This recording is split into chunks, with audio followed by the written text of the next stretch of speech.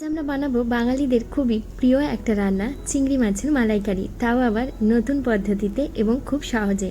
চলুন তাহলে রেসিপিটা শুরু করি। তার আগে চ্যানেলটা সাবস্ক্রাইব করে নেবেন আর রেসিপিটা ভালো লাগলে লাইক করতে কিন্তু ভুলবেন না। চলুন তাহলে দেখে নিই কী কী লাগছে, আর চ্যানেলটা সাবস্ক্রাইব করার পর বেল আইকনটা প্রেস করতেও ভুলবেন না। এখানে চিংড়ি মাছটাকে ভালো করে ছাড়িয়ে নুন হলুদ মাখিয়ে রেখেছি, পেঁয়াজ বাটা, টমেটো বাটা আর চিনি, কাঁচা লঙ্কা, ফোড়ন, গোলমরিচ, ঘি আর নারকেলের দুধটা বার করে রেখেছি। প্রথমে মাছটাকে আমি হালকা একটু ফ্রাই করে নেব। আপনারা চাইলে নাও ফ্রাই করতে পারেন। আমার মনে হয় ফ্রাই করে নিলে, হালকা ফ্রাই করে নিলে খেতে আরও টেস্টি হয়। হালকা করে সরষের তেলে এটাকে ফ্রাই করে সরিয়ে রাখবো। বেশি ফ্রাই করব না, হালকা ফ্রাই করব। তারপর আরেকটা কড়াই বসিয়ে পরিমাণ মতো সরষের তেলটা দিয়ে দেব। তেলটা গরম হয়ে যাওয়ার পর এলাচ, দারুচিনি, লবঙ্গ, তেজপাতা দিয়ে কিছুক্ষণের জন্য হালকা ভাজা ভাজা হওয়ার পর পেঁয়াজ বাটাটা দিয়ে দেব। পেঁয়াজ বাটাটা দিয়ে ভালো করে পেঁয়াজটাকে কষিয়ে নেব। পেঁয়াজটা যখন হালকা লাল লাল হয়ে আসবে, তারপর এতে সামান্য হলুদ দেব, যাতে পেঁয়াজটা থেকে যে জলটা ছিটকে আসছে সেটা না আসে। এরপর পেঁয়াজটা হালকা ভাজা ভাজা হয়ে যাওয়ার পর আগে থেকে যে টমেটোটা বেটে রেখেছিলাম, টমেটো পেস্টটা দিয়ে দেব। টমেটো পেস্টটা দিয়ে বেশ কিছুক্ষণের জন্য টমেটোটাকে কষিয়ে নেব। টমেটোটাকে কষাতে কষাতে এখানে পরিমাণ মতো নুনটা দিয়ে দেব। নুনটা দিয়ে বেশ কিছুক্ষণের জন্য ভালো করে নেড়ে নেব।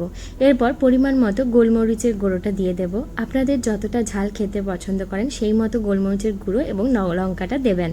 এরপর লঙ্কাটাও দিয়ে দিলাম। তারপর বেশ কিছুক্ষণের জন্য নেড়ে চেড়ে কষিয়ে নেওয়ার পর ঢাকনা দিয়ে 1 মিনিটের জন্য লো ফ্লেমে এটাকে ফুটতে দেব। তারপর দেখুন যখন তেলটা ছেড়ে আসবে তখন চিংড়ি মাছগুলো দিয়ে দেব। চিংড়ি মাছগুলো দিয়ে ভালো করে গ্রেভিটার সাথে চিংড়ি মাছগুলোকে মিক্স করে নেব। এই সময় ফ্লেমটা মিডিয়াম ফ্লেমে থাকবে এবং ভালো করে এটা মিক্স হয়ে যাওয়ার পর যখন গ্রেভিটা চিংড়ি মাছের গায়ে লেগে লেগে আসবে তখন নারকেলের দুধটা দিয়ে দেব।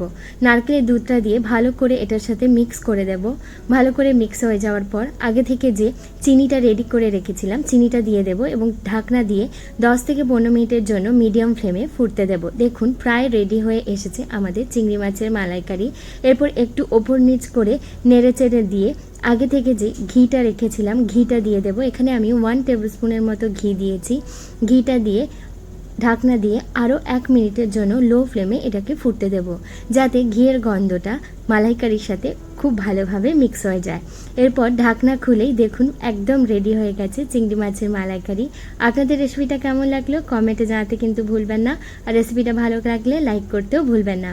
আমি পারো, আপনারা দেখছেন পারো রান্নাঘর। ভালো থাকবেন, সুস্থ থাকবেন, নতুন নতুন রান্না করতে থাকবেন। বাই।